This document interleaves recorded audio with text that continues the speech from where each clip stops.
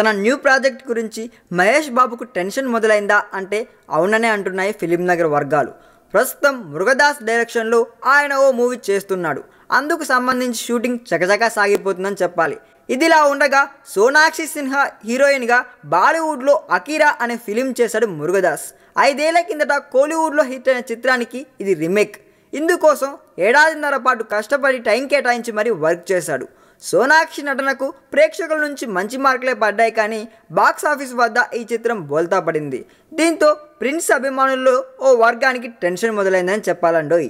అసలే బ్రహ్మోత్సవం డిజాస్టర్ నుంచి ఇప్పుడిప్పుడే కోలుకుంటున్న తమ హీరోకి అక్కడి మూవీకి ఊహించని రిజల్ట్ రావడంతో అందరిలోనూ ఆసక్తి మొదలైందండోయ్. దర్శకులకు హిట్ ఫ్లాపులు అనేవి సహజమని, ఒక సినిమా డిజాస్టర్ అయితే నెక్స్ట్ మూవీపై డౌట్స్ వ్యక్తం చేయడం సరికాదు అంటున్నారు చాలామంది. ఆయన సౌత్లో మురుగదాస్కి మంచి ట్రాక్ రికార్డు ఉందని, ఆయన చేసిన సినిమాలు బాక్సాఫీస్ వద్ద హిట్ కొట్టాయని గుర్తు చేస్తున్నారు. ఏది ఏమైనా ప్రిన్స్ మురుగదాస్ కాంబోలో రానున్న మూవీపై ఫ్యాన్స్ కాసింత ఆందోళన పడుతున్నట్టే చెప్పాలండోయ్. ఈ వీడియో మీకు నచ్చినట్లయితే సబ్స్క్రైబ్ చేయండి. ఫిలిమి స్టార్స్ బోలెడంత న్యూస్ బోల్డ్గా.